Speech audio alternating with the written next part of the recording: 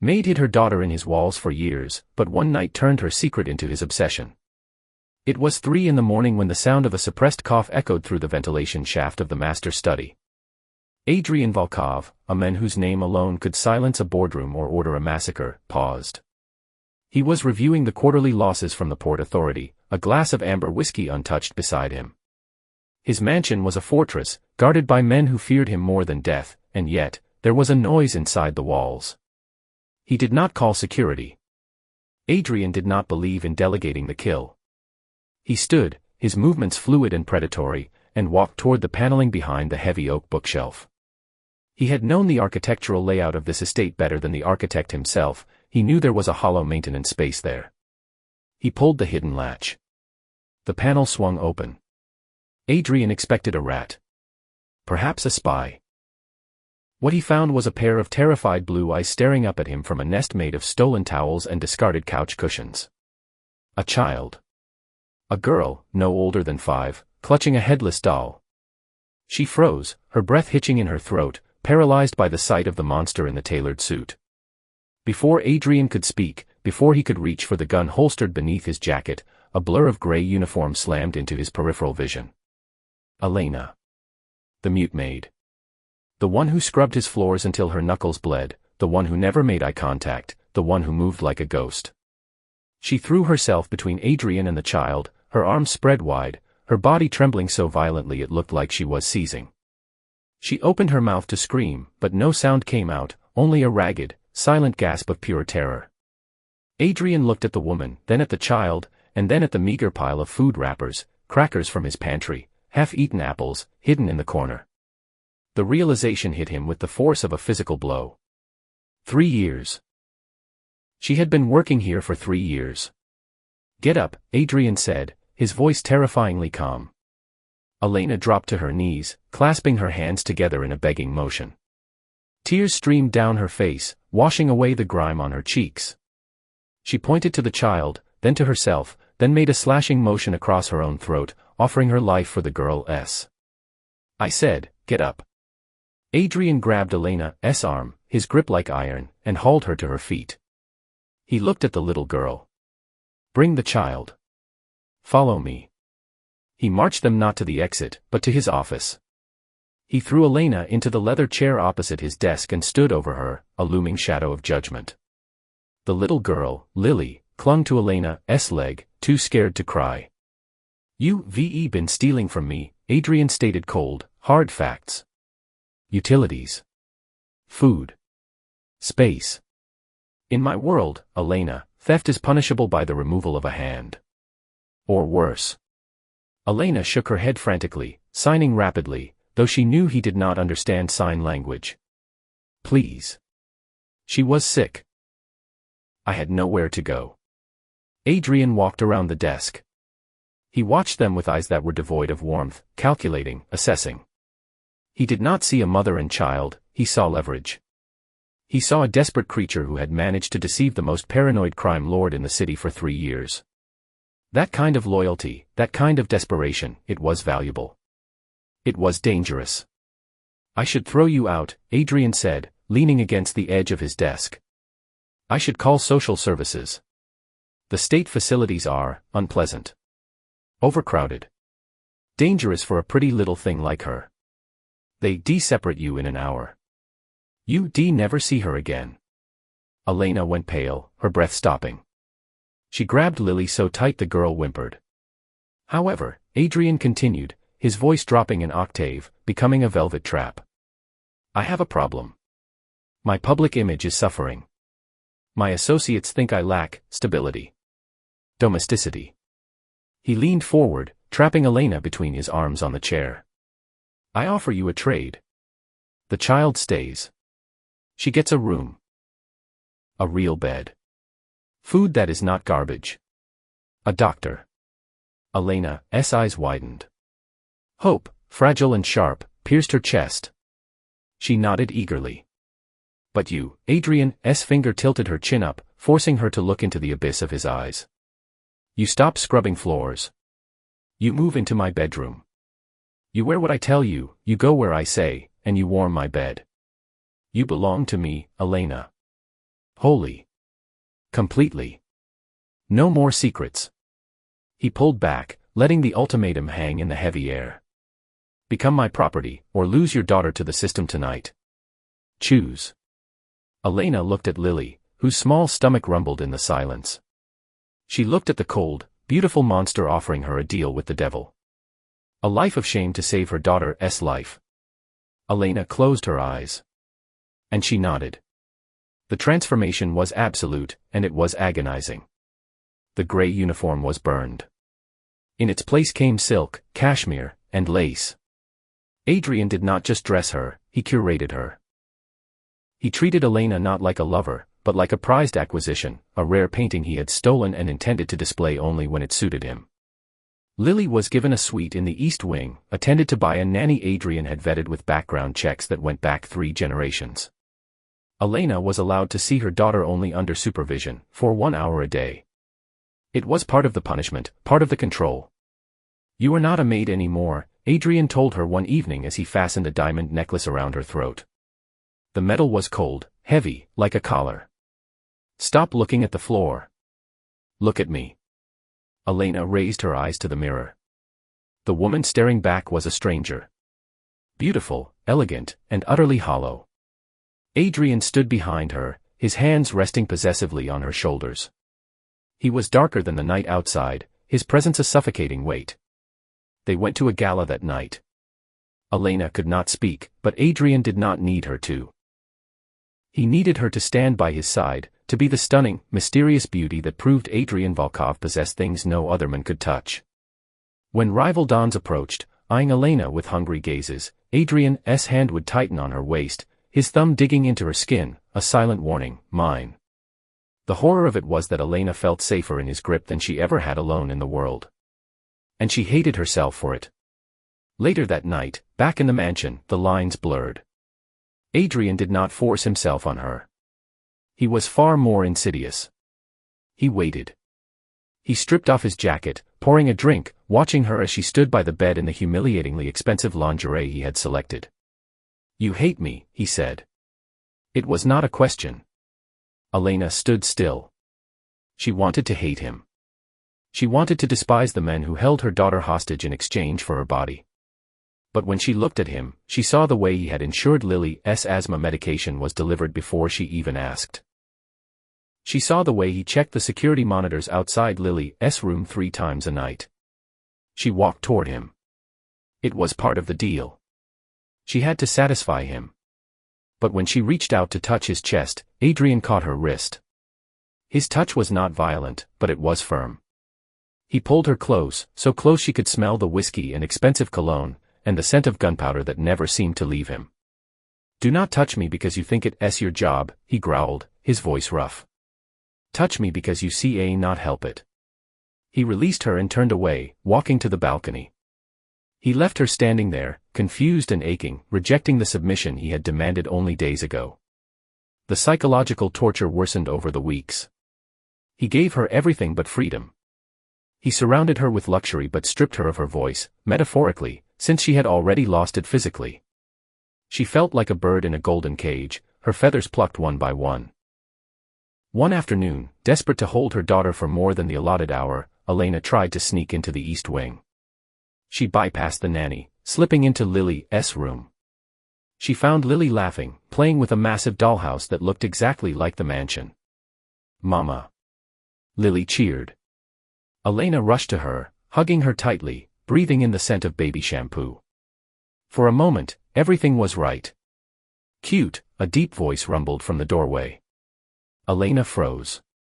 Adrian was leaning against the doorframe. He did not look angry. He looked tired. I told you the rules, Elena, he said softly. Elena stood up, placing herself between him and Lily. She glared at him, her eyes flashing with a sudden, fierce rebellion. She signed, her hands moving sharply, she is my daughter. Not your pawn. Adrian stepped into the room. The air temperature seemed to drop. He walked right up to her, invading her space until she had to tilt her head back to look at him. Everything in this house is mine, he whispered, brushing a stray lock of hair from her forehead. The walls. The air. The child. And you. Especially you. If you break the rules again, I tighten the leash. Do you understand? She trembled, fighting the urge to lean into his hand. He was a monster. He was a tyrant. And God help her, her heart hammered against her ribs not just from fear, but from a dark, twisting desire she could not name. She nodded, defeated. Good, he said, turning to leave. Get dressed. We have enemies coming to dinner. And you need to look like you worship the ground I walk on. The dinner was a facade. Elena knew it, Adrian knew it, and the three men sitting across the mahogany table certainly knew it. The Ivanov brothers were encroaching on Volkov territory, and this meeting was a polite way to gauge who would shoot first. Elena sat at Adrian's right hand, wearing a dress of crimson velvet that looked like spilled blood. She ate mechanically, her eyes downcast, playing the part of the submissive trophy. She is quiet, one of the brothers, Sergei, sneered, gesturing to Elena with his fork. I like that. My wife never shuts up. How much for her, Volkov? The room went deadly silent. Adrian stopped cutting his steak. He placed his knife and fork down with deliberate precision. He picked up his napkin, dabbed his mouth, and turned his head slowly to look at Sergei. She is not for sale, Adrian said, his voice light, almost conversational. And if you look at her again, I will carve your eyes out with this spoon. Elena's heart skipped a beat. She looked up, shocked by the sudden, raw violence in his defense of her. Sergei laughed, a wet, ugly sound. Touchy. It's just a whore, Adrian. We all know where you found her. The explosion rocked the room before the insult even finished landing. The front windows shattered inward in a shower of razor-sharp glass. Gunfire erupted from the darkness of the lawn, tearing through the curtains and the plaster. Down. Adrian roared. He did not dive for cover behind the table. He did not reach for his weapon first. He moved with impossible speed toward Elena. He tackled her, throwing his body over hers, shielding her completely as bullets chewed up the wood of the table and the walls around them. Lily. Elena screamed silently, her mouth shaping the name in panic. I've got her. Adrian shouted over the deafening noise. Stay down. He rolled off her, pulling a handgun from his waistband. He fired 3 shots toward the window, precise and lethal, buying them a second of time. He grabbed Elena's hand. Run. The safe room. Go. No. Lily. Elena pulled back, frantic. The east wing was on the other side of the house. Go. Adrian shoved her toward the hidden panel in the wall that had just slid open. I will get her. He turned his back on safety and sprinted into the hail of bullets, heading toward the east wing. Elena hesitated only a fraction of a second before plunging into the darkness of the secret passage, her heart tearing in two. She waited in the steel-reinforced panic room, pacing like a caged animal. Every minute felt like an hour. The sounds of gunfire died down, replaced by shouting, then silence. Finally, the heavy steel door hissed open. Adrian stumbled in. He was carrying Lily, who was crying but unharmed, clutching his neck. But Adrian was not unharmed. His white shirt was soaked in red on the left side. He set Lily down gently, checking her over with shaking hands, whispering soft reassurances that sounded bizarre coming from his lips. Then, his legs gave out. Elena caught him. She dragged his heavy weight to the cot in the corner of the room. She tore open his shirt. The bullet had gone through his shoulder, missing the heart by inches, but the blood loss was severe. She grabbed the medical kit from the wall, her hands flying. She pressed gauze to the wound. Adrian groaned, his eyes fluttering open. He looked at her, his vision hazy. "You safe," he rasped. "She's safe." Elena cried, tears dropping onto his bloody chest. She signed, frantic and angry, "Why? Why did you do this? You hate us. We are just property." Adrian let out a dry, pained laugh. He reached up, his bloody fingers tracing the line of her jaw. "You think I found you in that pantry by accident," he whispered. Elena froze. "I knew," Adrian said, his voice fading. 3 years, Elena. I knew you were there after the first month. I saw the food missing. I heard the footsteps. Elena stared at him, her world tilting on its axis. The Ivanovs, they were hunting you, Adrian confessed, coughing. Your late husband owed them money. They would have sold you. Sold Lily. I let you hide in my walls because it was the only place they would not dare to look. He closed his eyes, his breathing shallow. I did not take you prisoner to own you, Elena.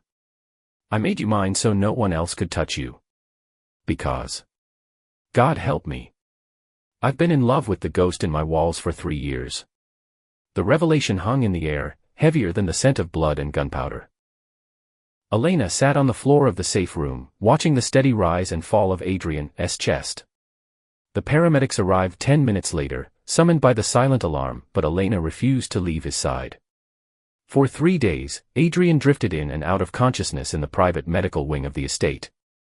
And for 3 days, Elena sat by his bed. She did not sleep. She barely ate. She replayed the last 3 years in her mind. The time security patrols accidentally skipped the pantry area. The way extra blankets had appeared in the laundry room nearby. The fact that the pantry was always stocked with the specific crackers Lily liked. He had not been a monster discovering a pest. He had been a guardian angel masquerading as a devil because he thought he was too dark to be anything else. When Adrian finally woke, the morning sun was streaming through the bulletproof windows. He looked paler, the sharp lines of his face more pronounced. He looked at Elena, who was dozing in the chair. Elena, he croaked. She snapped awake. Her eyes locked on his. The lawyer is coming, Adrian said, staring at the ceiling. I've drawn up papers. You free. There's an account with $5 million in your name. A house in Switzerland. The Ivanovs are dead. My men handled it last night. You safe now. He turned his head away from her. Take the child and go. The deal is over. He was pushing her away. He had exposed his heart in the panic room, and now, in the cold light of day, he was terrified. He was the big bad wolf, and he was opening the door for the lamb to run. Elena stood up. She picked up the papers the lawyer had left on the bedside table. She looked at the freedom, the money, the safety. It was everything she had prayed for in that dark pantry for 3 years. Slowly, deliberately, she tore the papers in half. Then in quarters. Adrian turned his head, his eyes widening in shock. What are you doing? I'm setting you free. Elena walked to the bed. She sat on the edge, close to him. She took his hand, the hand that had held a gun to defend her child, the hand that had offered her a cruel deal to save her dignity. She leaned forward and pressed a kiss to his forehead, then his cheek, and finally, softly, to his lips. It was the first time she had touched him of her own free will. She pulled back and signed, slow and clear, "You are my freedom." Adrian stared at her, the mask of the ruthless Don cracking completely. He saw the truth in her eyes. She was not staying out of fear. She was not staying out of gratitude. She was staying because she had seen the men beneath the monster, and she loved him. I'm a dangerous man, Elena, he warned, his voice trembling slightly. I will destroy anything that tries to take you from me. Elena smiled, a genuine, radiant smile that lit up the room. She took his hand and placed it on her heart. I know, she signed. That is why I am staying. Adrian pulled her down to him, burying his face in her hair, breathing her in. The obsession that had started with a secret in the walls had transformed. It was not about possession anymore. It was about belonging. Later that evening, the staff watched in stunned silence as Adrian Volkov walked down the grand staircase. He was injured, leaning heavily on the banister, but he was not alone. On one side, holding his hand, was the little girl, Lily. And on his other side, head held high, walking not as a maid or a prisoner but as a queen, was Elena. The walls of the mansion no longer held secrets. They held a family. And for the first time in his life, the monster did not need to lock the door to keep his treasure. She was right where she wanted to be.